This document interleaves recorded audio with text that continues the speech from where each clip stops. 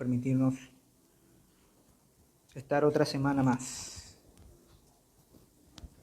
por el privilegio que tengo de exponer en esta tarde. Les invito a que puedan silenciar sus teléfonos celulares desde ya, para que no tengamos ninguna clase de distracción o interrupción mientras el sermón está siendo expuesto. Bien.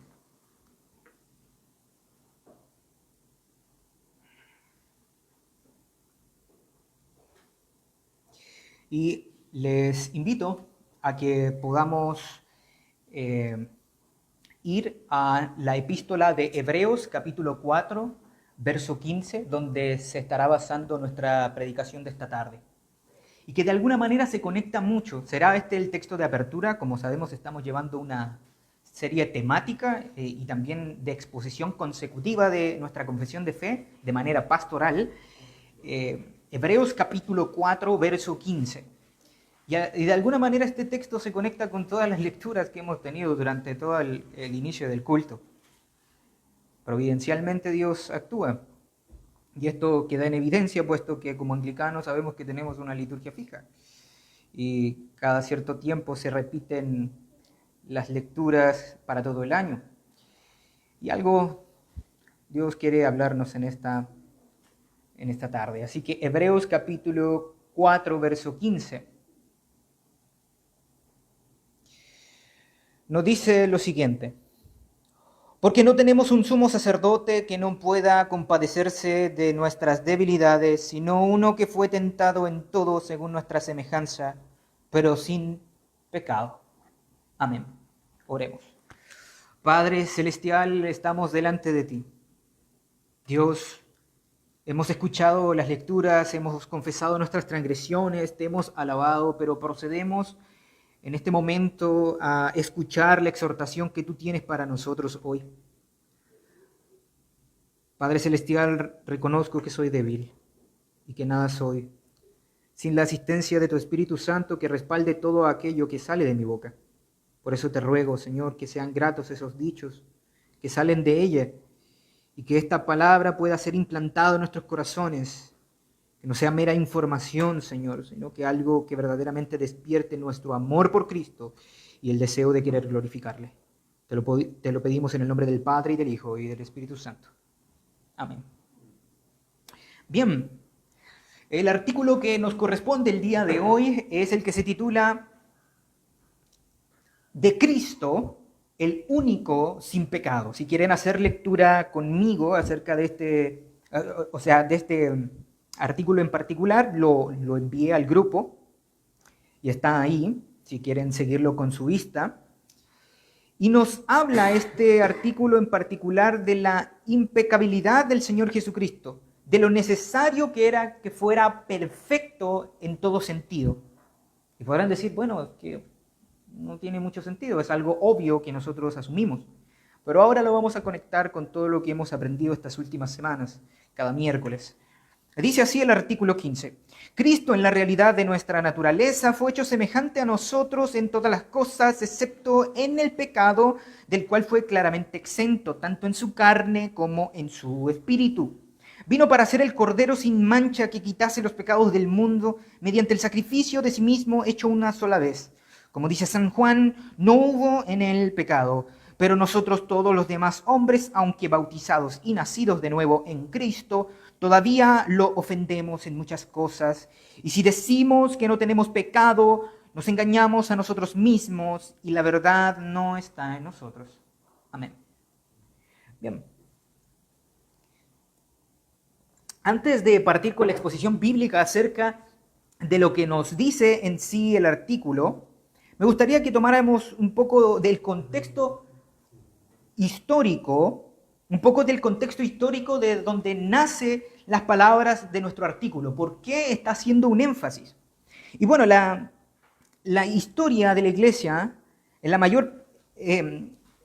historia de la mayor parte de la doctrina que contiene este artículo, se puede de alguna manera considerar vinculada a la historia de algunos de los artículos que vinieron anteriormente, que estuvimos exponiendo, que era el artículo, por ejemplo, el artículo 9, que nos habla acerca de esta disputa y que nos lleva al interior de esa disputa que hubo en el pasado en la iglesia primitiva con esta famosa disputa pelagiana, ¿no? Donde este hereje de la antigua iglesia primitiva que se enfrentó a San Agustín decía que el ser humano tenía la facultad de poder volverse a Dios cuando quisiese, que el ser humano nacía con una gracia inherente, por así decirlo, desde su nacimiento, y que la razón por la que este ser humano se corrompía y pecaba era por imitación. Algo totalmente alejado de las Escrituras, porque sabemos que somos concebidos y nacidos en pecado. San Agustín, como vimos en sus argumentos contra el pelagianismo, seguía de alguna manera mostrándose reacio a debatir la cuestión acerca de Jesucristo en cuanto al tema de la pecaminosidad de la Virgen María, por un tema de reverencia a su Hijo, nuestro Señor. Y había sostenido que era necesario para nuestra religión confesar que la Virgen era inocente. ¿Ok? Esto estoy mencionándolo como un testimonio de la historia de la Iglesia, como tal, no como una doctrina. Porque si bien de alguna forma en esta disputa que Agustín tuvo con Pelagio, también que hablaba acerca de Cristo, si bien tenía cierta reticencia a querer hablar de este tema de que si María tenía pecado o no, lo que se percibía de esta forma como un sentir de prudencia se transformó con el pasar del tiempo en la época medieval en una doctrina conocida como la doctrina de la Inmaculada Concepción de María, que es profesada por el catolicismo romano, que es que esta fue concebida, según ellos dicen, concebida sin el pecado original, para que obviamente al momento de la encarnación del Señor Jesucristo, esta no le heredase el pecado original. Es algo totalmente lejos de la Escritura, pero este escrúpulo que desde sus inicios prevaleció respecto a la Virgen, con el paso se volvió una doctrina. Y durante un tiempo la doctrina se mantuvo en privado sin ser expresada públicamente hasta en el año 1136, los canónigos de León introdujeron la doctrina de la Inmaculada Concepción de la Virgen en los oficios eclesiásticos, porque empezaron a alterar algunas rúbricas, algunas oraciones de la liturgia. Y a través de la liturgia comenzaron a adoctrinar al pueblo, el pueblo comenzó de alguna manera a tragarse este cuento y al final la Iglesia terminó estableciéndola y confirmándola. La vemos en el Concilio de Trento, que esta cuestión fue objeto de un acalorado debate entre los franciscanos que eximían a la Virgen de toda mancha de pecado, mientras que los dominicos se esforzaban por comprender su nombre según el derecho común. Y el Papa ordenó que se omitiera la controversia sobre el tema por un temor a provocar un cisma, una división dentro de la Iglesia. Entonces, el concilio decretó, el de Trento, decretó que toda mancha de pecado original se lavaba en el bautismo y los reformadores, como también muchos luteranos, fueron condenados por decir que los mandamientos de Dios no eran posible cumplirlos perfectamente por los escogidos, algo que nosotros también hemos expuesto estas otras semanas. Entonces, esto es algo totalmente contrario a las Escrituras y es a eso lo que quiere responder el artículo. Porque a diferencia de los católicos romanos en cuanto a la doctrina de la concepción del Señor Jesucristo, nosotros no profesamos que ésta haya nacido sin pecado original, sino que nos aferramos a lo que dicen las Escrituras cuando nos dice claramente que dice que el Espíritu de Jehová, el Espíritu del Señor la cubriría con su sombra y el poder del Altísimo estaría sobre ella, de tal manera que el santo ser que nacería sería totalmente inmaculado. Es decir, de una manera que nosotros no comprendemos lo que la Escritura nos está diciendo, es que el Espíritu Santo cubrió de tal forma a María para que en el momento de la concepción de nuestro Señor Jesucristo, ésta no le traspasase el pecado original. Eso es algo que rebasa nuestra comprensión, pero eso es lo que dice la Escritura. El Espíritu del Señor estaría sobre ella, de una forma que quizás no podemos comprender.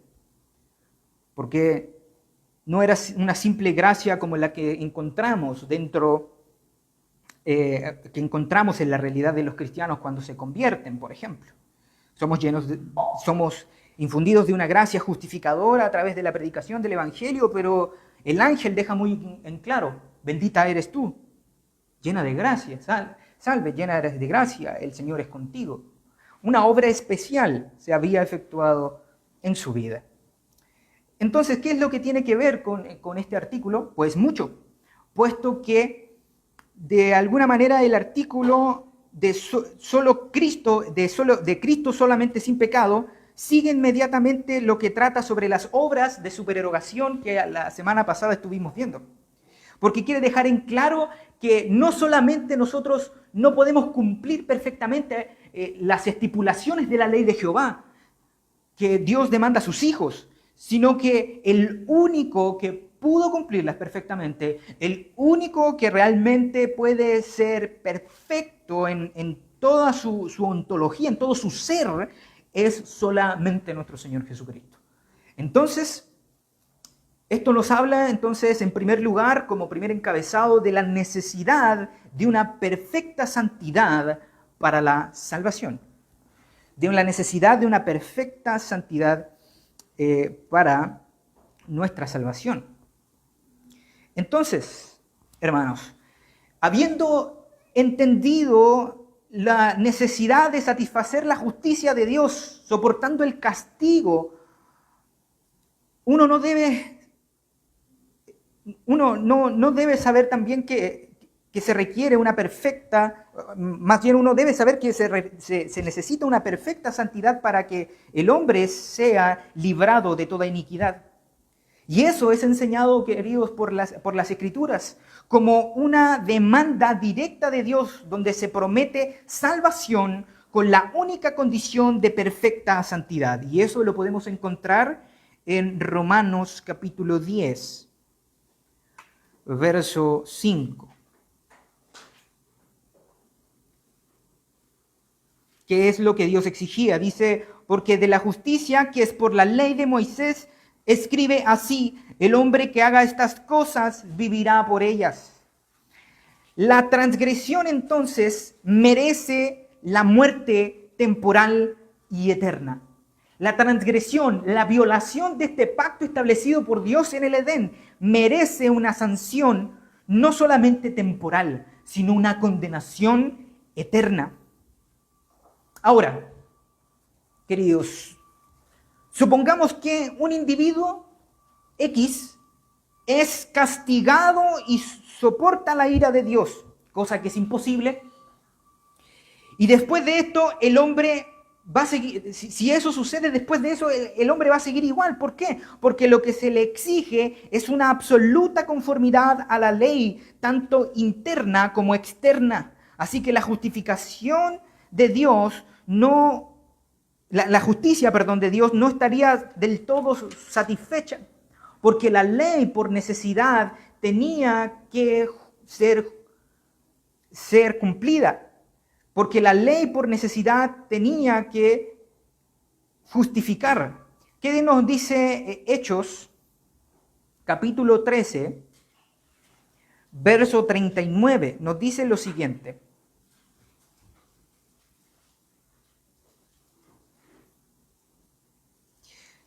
quisiera tomarlo desde el 37 para agarrar el contexto bien. Dice: mas a aquel a quien Dios levantó no vio corrupción. Sabed pues esto, varones hermanos, que por medio de él se os anuncia perdón de pecados, y que de todo aquello de que por la ley de Moisés no pudisteis ser justificados, en él es justificado todo aquel que cree.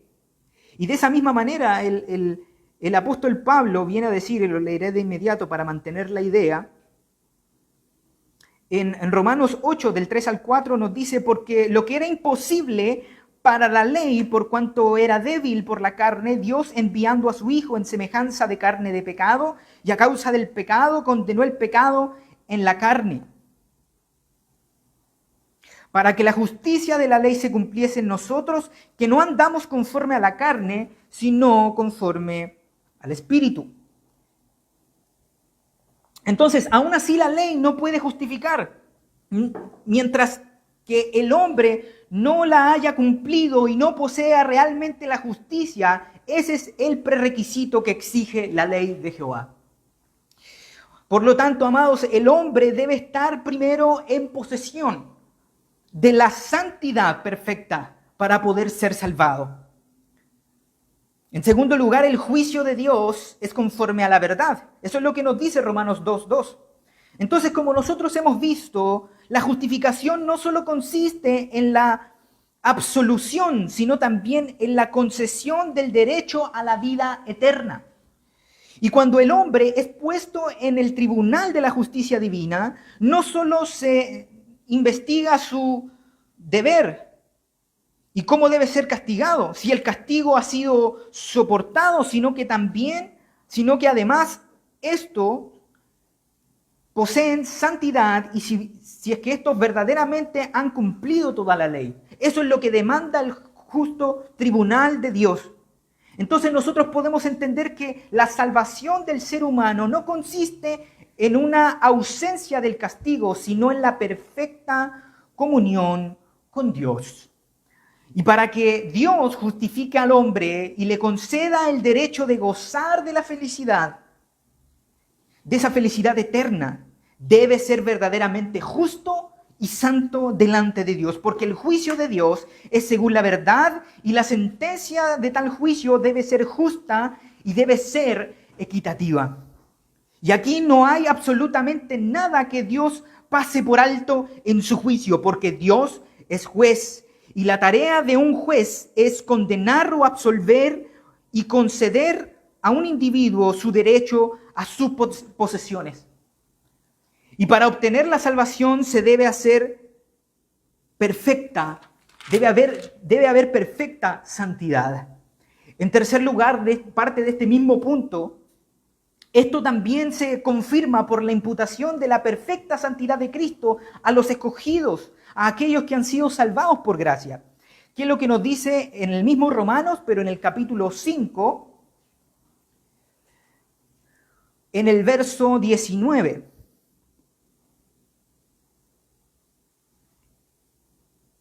Porque así como por la desobediencia de un hombre los muchos fueron constituidos pecadores, así también por la obediencia de uno los muchos serán constituidos justos. Entonces, ¿quién puede hacer esto por nosotros? ¿Quién puede hacer verdaderamente ese trabajo de fiador por nosotros? El hombre no puede lograr todas estas cosas y no puede satisfacer estas demandas, ni tampoco ser capaz de soportar el castigo divino.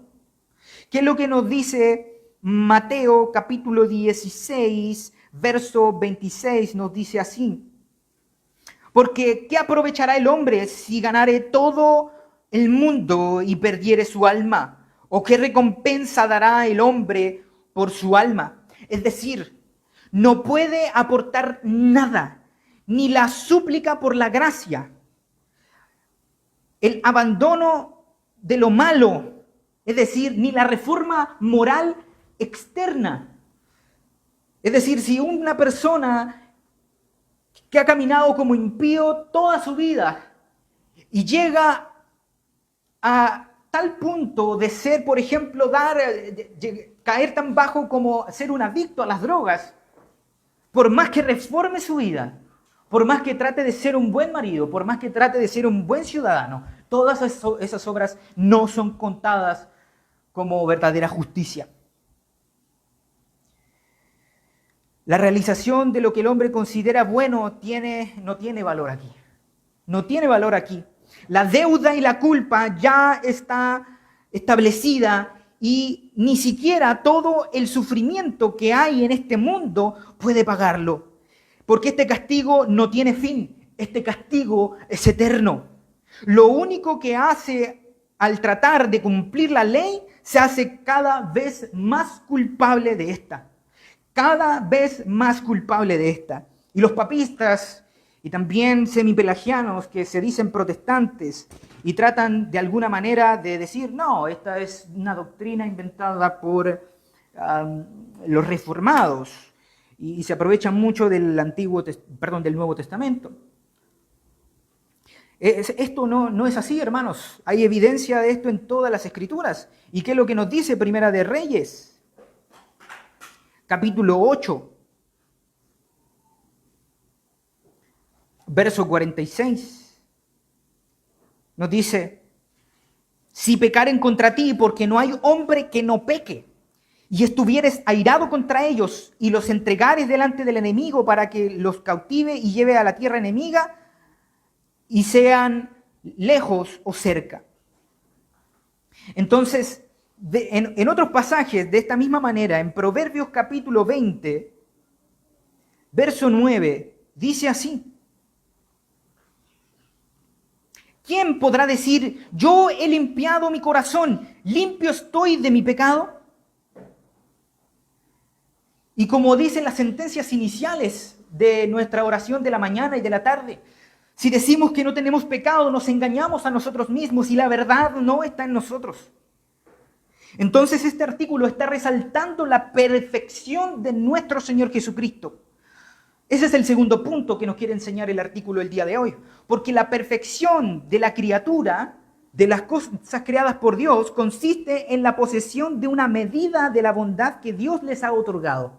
Todo lo bueno que podamos percibir en las personas, en las criaturas y en las cosas inertes de toda la creación proceden del uno perfecto, como decían los filósofos. Entonces, todas las criaturas, cualquiera que sea el grado de perfección, dependen de una fuente externa para su existencia y su bienestar.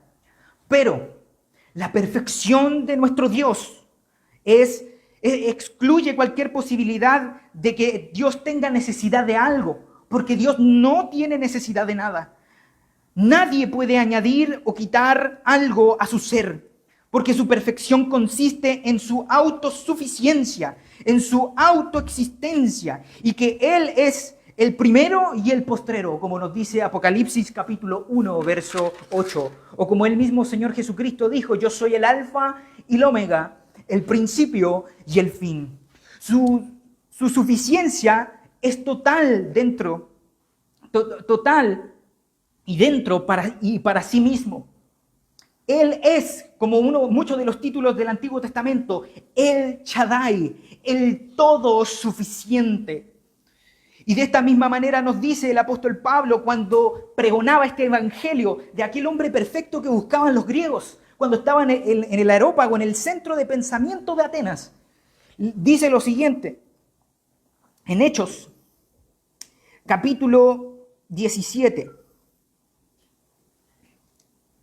versos 25.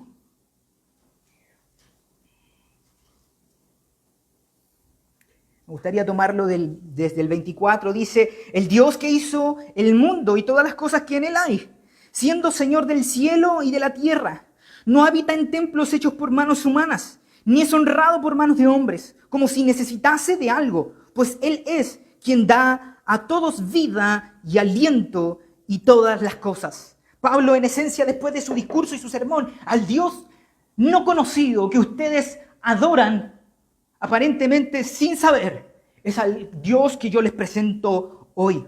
Por lo tanto, no hay una base común entre la perfección de Dios y la perfección de las criaturas. No. Por tanto, lo que hay en el hombre es contrario a la perfección de Dios. Por lo tanto, es un atributo totalmente incomunicable. No se puede transferir. Los atributos incomunicables como la omnisciencia, no podemos ser capaces de ser omniscientes. O su eternidad. Porque incluso nuestra propia eternidad que Dios nos ha prometido depende de Él. Entonces, lo que todos estos textos nos están demostrando es que Cristo es el único perfecto. Cuando María, siendo conmovida por el anuncio del ángel, no hizo como los demás papistas anuncian, porque la María que ellos han inventado y desvirtuado, dicen: sírvanme, ríndanme veneración, ríndanme adoración, órenme a mí. Pero como dice Lucas capítulo 1, verso 38, la María de las Escrituras dice lo siguiente: hágase conmigo como el Señor quiera. La María de los papistas exige una veneración y una exaltación. Pero las Escrituras nos dicen que María apuntaba hacia Cristo cuando se le acercaron aquellos hombres para poder llenar las tinajas de todo el vino que necesitaban. Ella les dice: hagan todo lo que Él os dijere. Esa es la María de la Biblia. Juan capítulo 2, verso 5 nos dice esto. Pero ¿qué hay de nuestra cita principal que hemos visto hoy? Al inicio, ¿qué podemos extraer para nosotros? En el contexto inmediato, para que podamos tomar nuevamente atención a este pasaje, dice: porque no tenemos un sumo sacerdote que no pueda compadecerse de nuestras debilidades, sino uno que fue tentado en todo, según nuestra semejanza, pero sin pecado. Y el autor, el apóstol Pablo, acaba de afirmar que el creyente tiene un gran sumo sacerdote y que ha atravesado los cielos. No tenemos un sumo sacerdote que no pueda compadecerse. En el verbo griego aquí es de la misma raíz de simpatía, que significa literalmente sufrir con, sentir junto con. Es decir, no se refiere simplemente a un comprender intelectual el dolor humano de una forma aislada, sino participar activamente en él. El autor usa una doble negación para enfatizar la idea: no tenemos un sumo sacerdote incapaz de compadecerse. Es una manera enfática de decir prácticamente: tenemos un sumo sacerdote plenamente capaz de compadecerse. Porque Cristo conoce experimentalmente las aflicciones humanas. Cristo no es como los dioses que presentaba el panteón greco-romano, donde estaban ahí para servirles en lo alto. Por un lado los griegos en el Olimpo, donde exigían adoración, pero estaban alienados, estaban lejos de la realidad de los seres humanos a los cuales ellos supuestamente habían creado. Pero este Dios se hace partícipe en la historia. Dice la Escritura que no se pueda compadecer ¿de qué? De nuestras debilidades. ¿Qué significa debilidades? Significa fragilidades o limitaciones. No se refiere primeramente al pecado, sino a las consecuencias de vivir una condición humana caída. Nuestro Señor Jesucristo experimentó el hambre, experimentó el cansancio, el dolor, el sufrimiento, la tristeza, la persecución, la tentación. Tuvo que aprender a soportar incluso en amor, dándonos ejemplo a sus padres. Tener que soportar, siendo plenamente Dios, soportar la propia pecaminosidad de sus padres. Vivir y crecer en un mundo amenazante, totalmente caído, siendo Él en una naturaleza tan perfecta como lo era Adán antes del pecado. Cristo padeció hambre. Cristo por nosotros lloró, sufrió angustia y experimentó ese cansancio. El autor, amados, no está enfatizando que Cristo conoce por experiencia las cargas de nuestra existencia humana. Fue tentado en todo, pero en nuestra semejanza. Y esto significa que en todas las cosas conforme a nosotros. No implica que Cristo experimentó cada tentación específica imaginable, sino que atravesó toda gama de pruebas propias de nuestra condición humana. Y fue tentado por Satanás, fue tentado por el sufrimiento, por la oposición, por la presión social, por el rechazo, por el temor al dolor. La tentación de Cristo fue real, no fue meramente un teatro. Ahora salta la pregunta hacia nosotros: ¿Cristo podía pecar? Y aquí surge una importante cuestión que es teológica, y nosotros como reformados clásicos sostenemos que Cristo era incapaz de pecar, porque era incapaz de atentar contra su propia naturaleza. Cristo no podía pecar debido a la unión de sus dos naturalezas, humana y divina. Pero sin embargo las tentaciones fueron totalmente reales. ¿Pero cómo? ¿Cómo? La tentación no requiere necesariamente una posibilidad de caer. Porque, por ejemplo, una fortaleza puede ser realmente atacada aunque jamás sea conquistada. Cristo experimentó la presión máxima de la tentación, pero nunca cedió. Esa es la diferencia. Dice el texto, pero sin pecado, y esta frase es fundamental para entender el texto. Se compadece y fue semejante en todo a nosotros en este caminar en la tierra, pero el texto griego dice aparte del pecado o sin el pecado. Y esto distingue a Cristo de todos los demás seres humanos. Cristo compartió plenamente nuestra humanidad, pero no nuestra corrupción moral. Él era verdadero Dios, pero también verdadero hombre, con un cuerpo humano, una mente humana, alma racional, como nos dicen los credos, emociones humanas, voluntad humana, pero jamás tuvo una naturaleza pecaminosa.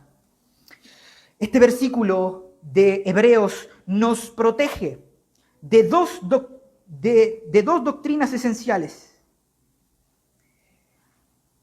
O más bien nos protege anunciándonos dos doctrinas esenciales. La verdadera humanidad de Cristo contra cualquier idea de que Jesús solo aparentó ser un hombre y experimentó automáticamente nuestra vida humana. Y número 2, la perfecta santidad de Cristo contra cualquier idea de que Jesús participó del pecado humano, porque fue completamente santo y por eso puede ser nuestro mediador perfecto, como nos dice el artículo. Y como aplicación para nosotros, queridos, el creyente no acude a un Salvador distante, sino que cuando lucha con el sufrimiento, con la soledad, la tentación, el dolor físico, la aflicción emocional, acude a alguien que conoce esas realidades desde dentro de la experiencia humana.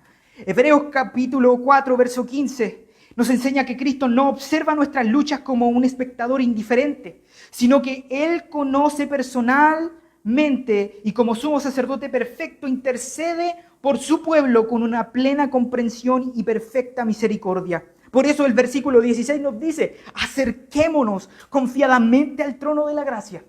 La corrupción de nuestra humanidad no está contenida en nuestro Señor. La compasión de Cristo es el fundamento de la confianza de nosotros como creyentes cuando nosotros oramos. No nos acercamos a un juez que desconoce nuestra debilidad, sino a un sumo sacerdote santo que la conoce perfectamente y que permanece dispuesto a socorrer a los que son suyos.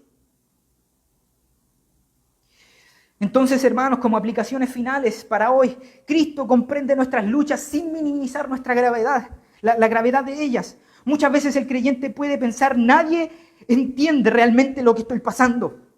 Pero Hebreos 4:15 nos responde que Cristo sí comprende. Él conoció el cansancio, la pobreza, la oposición. Él conoció la traición, el dolor físico, la angustia profunda.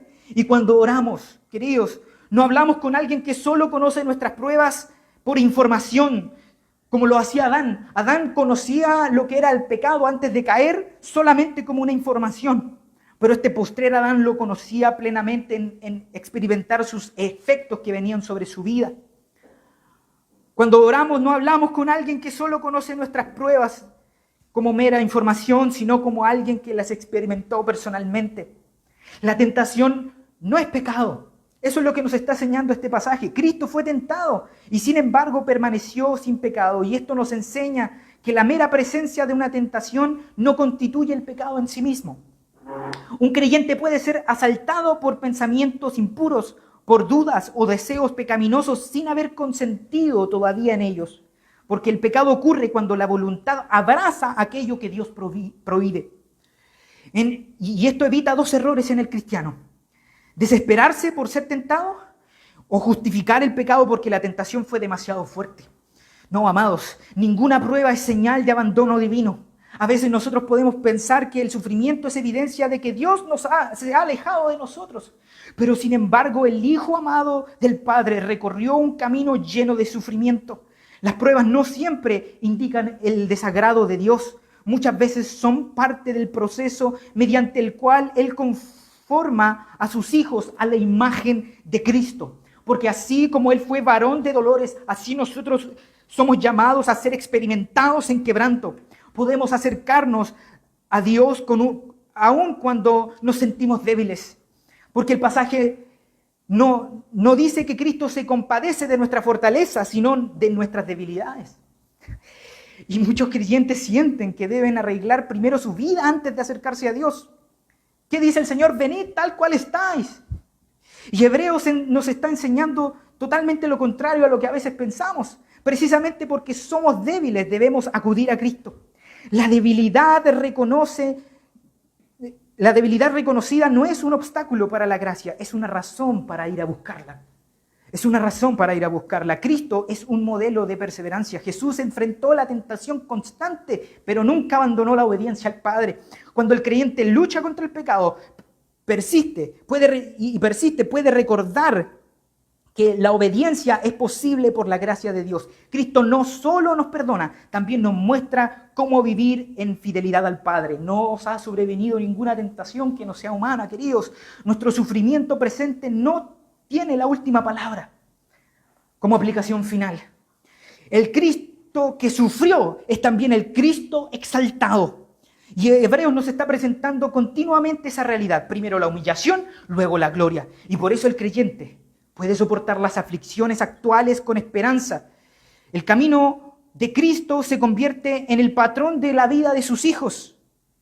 Cruz antes de la corona, sufrimiento antes de la gloria, combate antes de la victoria.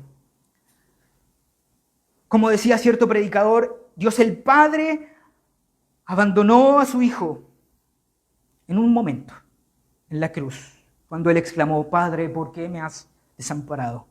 Para que tú nunca más tengas que sentirte solo. He aquí yo estoy con vosotros todos los días, hasta el fin del mundo.